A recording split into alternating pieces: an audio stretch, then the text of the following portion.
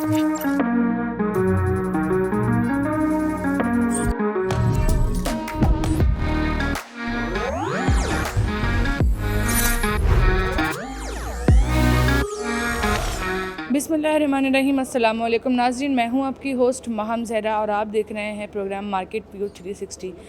नाज़रीन, गुज़िश्ता रोज़ से मार्केट की कंडीशन अच्छी नहीं देखी जा रही। मार्केट परफॉर्म ही नहीं कर पा रही है। सियासी मसलों की वजह से मार्केट में बूस्ट ही नहीं हो पा रहा। अभी भी मार्केट जो है वो 700 पॉइंट माइनस पर चले गई थी और आज भी मार्केट की परफॉर्मेंस जो है वो कुछ अच्छी देखने में नहीं आती। तो आज मेरे साथ जो मेहमान मौजूद हैं वो है मिस्टर ज़फ़र मोती। उनसे हम जानेंगे कि ये सियासी मामलों की वजह से आखिर कब तक स्टॉक मार्केट प्रेशर में रहेगी। अस्सलाम वालेकुम सर। वालेकुम। सर कैसे हैं आप? बिल्कुल ठीक। सर बताएं कि अभी जितने भी ये सियासी मामला चल रहे हैं इसकी वजह से मार्केट जो है वो काफ़ी डिस्टर्ब रही है। पूरा पिछले दिन अगर देखे जाएं, अभी 28 तारीख को तहरीक अदम एतमाद है। आप क्या देखते हैं आगे मार्केट की कंडीशन? ऐसे ही देख रहे हैं जैसे अभी हो रही है, और जब तक ये अदम एतमाद का एंड रिज़ल्ट नहीं आता है, दो कैंप्स बन चुके हैं। एक प्रो के पीटीआई इसको सक्सेसफुली हैंडल कर लेगी, दूसरा है कि इमरान खान साहब जा रहे हैं।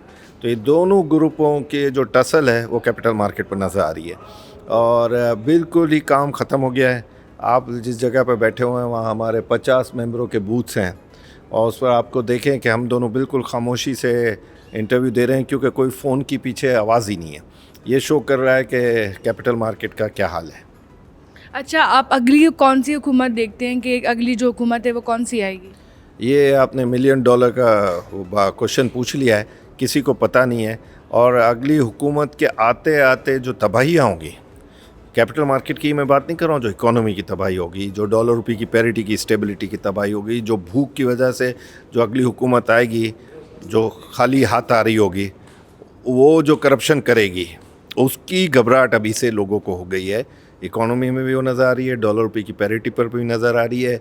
हाई इंटरेस्ट रेट की भी बातें अब दोबारा शुरू हो गई हैं, मॉनेटरी पॉलिसी की लिक्विडिटी क्रंच की आपको नज़र आ रही है। एमनेस्टी देने के बावजूद कोई इंडस्ट्रियलाइजेशन ना होने की खबर भी आ रही है। ये सब देखते हुए और जो नई हुकूमत आएगी वो तो अल्लाह खैर करे, पाकिस्तान के ऊपर बहुत ज़्यादा दुआएं चाहिए होंगी इस मुल्क को। अच्छा, नया साल शुरू होने के बाद जिस तरह मार्केट ने परफॉर्म किया था, सबको ये लग रहा था कि स्टॉक मार्केट जो है ना इस साल बहुत अच्छा जो है ना वो एक रिकॉर्ड बनाएगी। लेकिन जैसे ये सियासी मामला शुरू हुए और ये हुकूमत गिराने का जो इसमें तरीक़े एतमाद का जो हाथ इसमें बीच में आ गया, इसके बाद आप पूरा साल आगे स्टॉक मार्केट का क्या देखते हैं कि जो लास्ट ईयर स्टॉक मार्केट का गुजरा है, क्या अगला ये साल भी उससे ज़्यादा ख़राब गुजरेगा? देखिए, मैं सबको ये कहता था कि 2021 सबको याद आएगा 2022 में, और जो हाल हो रहा है वो प्रिडिक्ट कर रहा है कि वो लोग जिन्होंने प्रिडिक्शन की थी कि हम 55,000 का तोड़ेंगे, उनको आपको क्वेश्चन करना चाहिए कि भाई उन्होंने इस साल के शुरू होते ही इस तरह की खबरें लगाकर क्या कैपिटल मार्केट को भी मायूस किया, इन्वेस्टर्स को गलत वो दिया, एंगल दिया। मैं आपके प्रोग्रामों में कब से बोल रहा हूँ कि अगर ये मेंटेन भी हो जाए 47-48 हज़ार पर, वो तो छोड़ दीजिए कि रिकॉर्ड हाई को तोड़ेगा, वो मेंटेन होने की भी मैं आपके प्रोग्राम में बात करता था कि मुश्किल लग रहा था। और अब वही वक्त आ गया है कि हम 43 और 44 हज़ार के बीच के लेवल पर घूम रहे हैं और बिजनेसेस बिल्कुल लो गए हैं, लैक लस्टर हो गई कैपिटल मार्केट। ये सब देखते हुए मुझे तो नहीं लगता कि पूरा साल भी कोई अच्छा परफॉर्म करेगा। अच्छा, जो लोग इन्वेस्ट ऑलरेडी कर रहे हैं स्टॉक मार्केट में या भी जो करना चाहते थे इस साल, उनको अब ऐसे मामलात में क्या करना चाहिए? उनको बिल्कुल ही साइड इख्तियार कर लेनी चाहिए स्टॉक मार्केट से, या फिर उनको यहाँ का रुख करना चाहिए? देखिए, उनको तो रुक करना चाहिए जो बिल्कुल एम्प्टी बैठे हैं। लेकिन हमने बहुत कोशिश कर ली, बहुत पुराने क्लाइंटों को फ़ोन किए, ऐसे ऐसे शेयर उनको बताए जो 3 के पी मल्टीपल पर हैं, जिनमें बोनसेस डिक्लेयर्ड हैं, जिसमें डिविडेंड डिक्लेयर्ड है, जिसमें अर्निंग माइंड ब्लोइंग है, रिकॉर्ड अर्निंग्स हैं, लेकिन लोगों का इंटरेस्ट ही नहीं आ रहा। हम लोगों ने, मैं सिर्फ अपने ब्रोकरेज हाउस की नहीं बात कर रहा, मैं तमाम ब्रोकरेज हाउस की बात कर रहा हूँ कि उन्होंने तमाम एरियाज़ को, तमाम इंडस्ट्रियलिस्ट को, बड़े हाई एंड के इन्वेस्टर्स को, स्मॉल एंड के इन्वेस्टर्स को, इवन वो इंस्टीट्यूशंस जो बिल्कुल ही मार्केट से एग्ज़िट कर गए थे, उनको भी फ़ोन किया, लेकिन वहाँ से भी कोई अच्छी खबर नहीं आ रही। अच्छा सर, अभी जो यूक्रेन का भी मसला चल रहा था जंग का, उससे और भी स्टॉक मार्केट जो है ना वो मुतासिर हुए, लेकिन जितना प्रेशर पाकिस्तान के स्टॉक मार्केट ने लिया है उतना किसी और कंट्री के स्टॉक मार्केट ने नहीं लिया। तो आप क्या देखते हैं कि यहाँ पर इतना ज़्यादा प्रेशर क्यों ले लेती है, यहाँ पे एकदम डिप आ जाता है मार्केट में, ऐसा क्यों होता है? देखिए, यहाँ पर हमारे यूक्रेन के अलावा भी तो हमारे मसाइल हैं ना। यूक्रेन रशिया का तो एक इफ़ेक्ट आया है, फिर हमने जो अपने मुल्क के पूरे पहले हाल किया हुआ है, वो जो हमारा हाल चल रहा है 3-4 आगे, अगर आपके फाइनेंस मिनिस्टर एक हुकूमत में ही बदलें तो आपको पता चल जाता है कि मुश्किलात में है। ये कोई ढकी छुपी बात नहीं है। और हर जो फाइनेंस मिनिस्टर आता है उसने अपनी वेवलेंथ और अपना डायरेक्शन और डाइवर्जन अलग ही दिखाया है। तो वो सब देखते हुए हमारा मार्केट का और पूरे मुल्क का जो अभी पोजीशन है वैसी है जैसे स्टॉक मार्केट की है।